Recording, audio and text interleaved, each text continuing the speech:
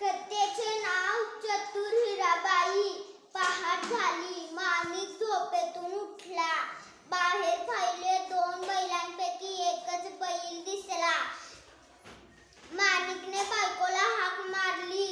दोघांनी सगळीकडे बैलाचा शोध घेतला, पण बैल सापडला नाही. दुसरा बैल चोरीला गेला होता.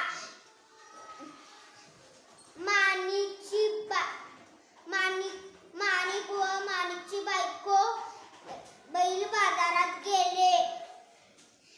हिराबाई अचानक ओरडली, अहो, हा पहा आपला बैल. चोर सापडला.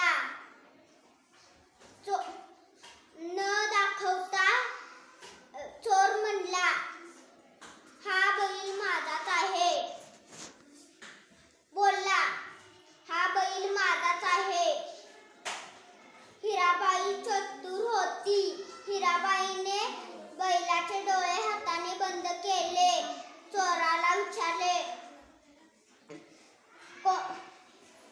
बैलाचा कोणता डोळा अधू आहे ते सांग. बरोबर सांगितलास तर बैल तुझा.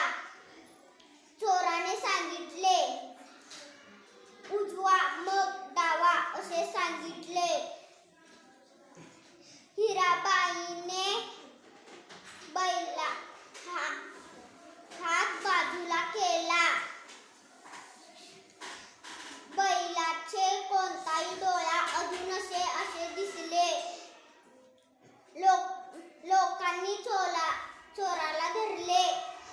पोलीस आले, चोराला घेऊन गेले.